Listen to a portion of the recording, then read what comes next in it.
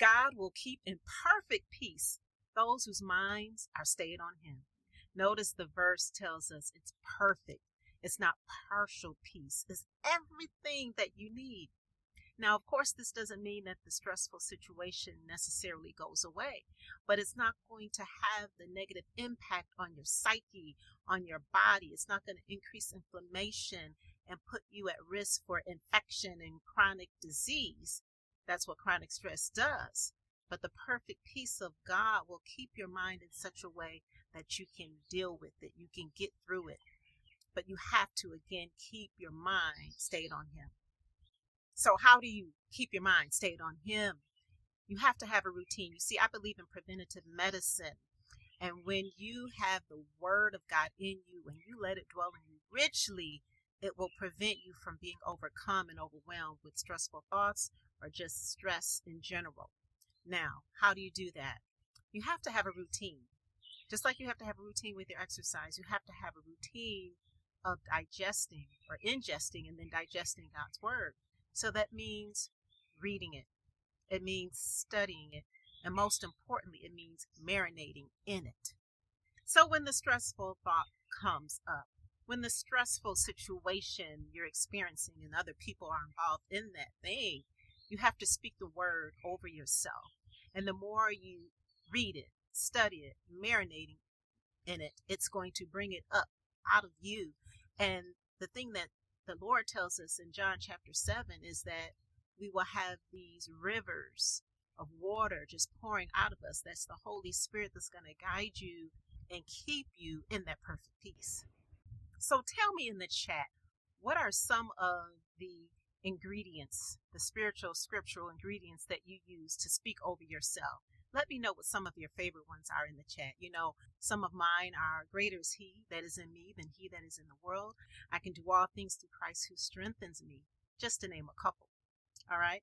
So you have to have the word as your arsenal, because we wrestle not against flesh and blood, but against powers and principalities and authorities in high places. And so the enemy will come at you by attacking your mind. But we know where that perfect peace comes from.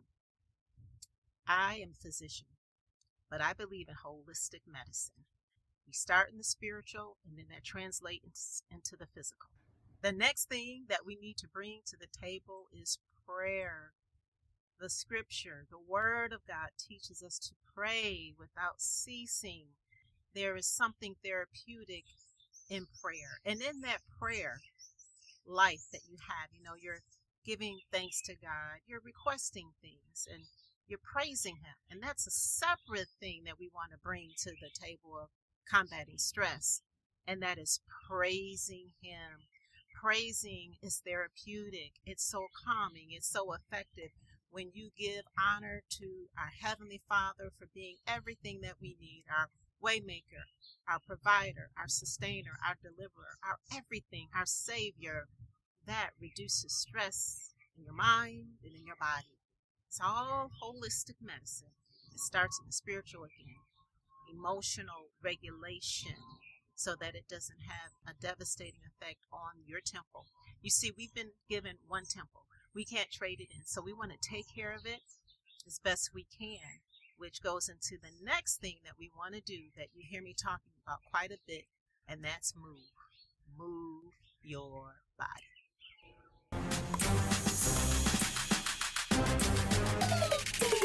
In an extreme scenario, which happens more often than you may think, or that you may know to think, is that of broken heart syndrome. That's where the physical heart is weakened because of a surge of stress hormones, because of a very stressful situation. And when that happens, the physical heart can get weak as it can get, as if the arteries of the heart were blocked, causing a heart attack. So we see the mind-body connection. So you want to strengthen the physical heart as well. We're talking again about preventative medicine. So when you move your body, you're increasing the blood flow. You're increasing oxygen to delivery to all of the organs, including your heart, to help it work effectively and efficiently. You're moving your body, you're regulating your blood pressure so that it doesn't cause things like a head bleed, like congestive heart failure, like kidney failure. All of these things are going to be very important in controlling stress, emotional stress that can have a very negative impact on your physical well-being. So that brings us back to our thoughts.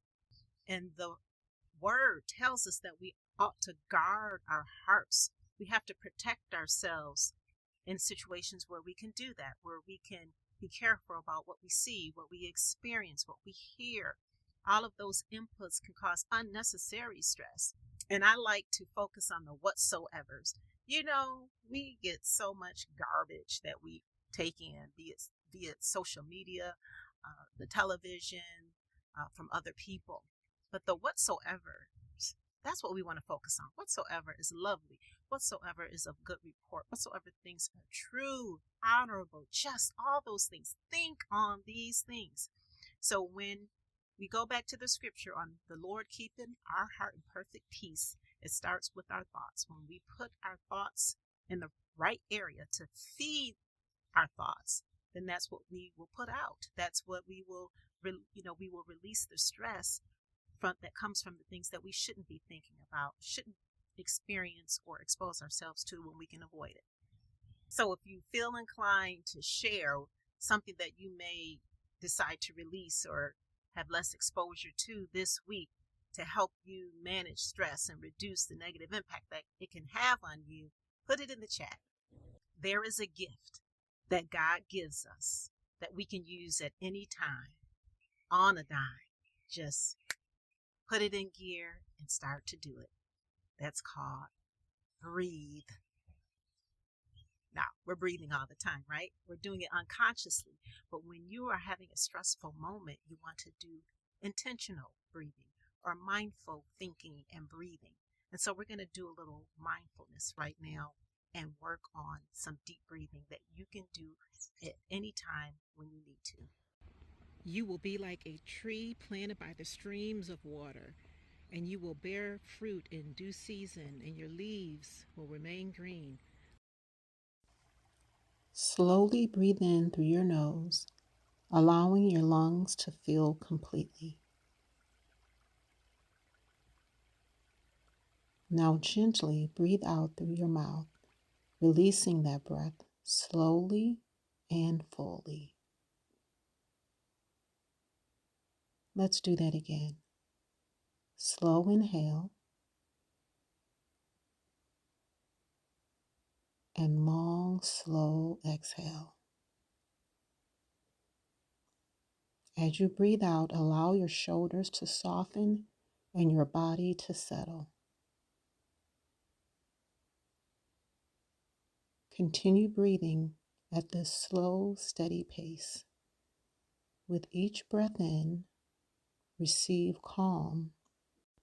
With each breath out, release tension. As your breathing slows, your nervous system begins to shift.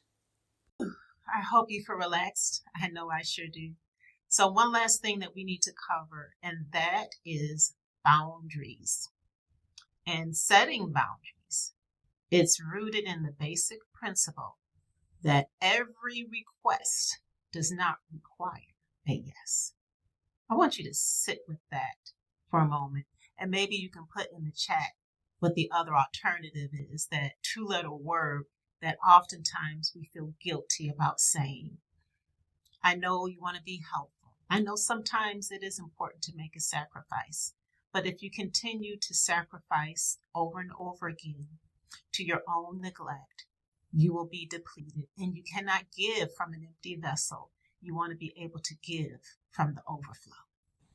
So I hope this session was beneficial for you today. I could talk about stress for hours on end, but I hope this was valuable to you to understand that we have to put our faith and trust in God in order to help us regulate our emotions, help us to understand things from a spiritual perspective as we are moving in life and using the tools that He has given us, using the relationship that we have with Him and how it all ties into the physical as well, the mind, body, and spirit connection. So again, I hope this was beneficial. Let me know what your thoughts are in the chat, and I hope to see you on the next premiere.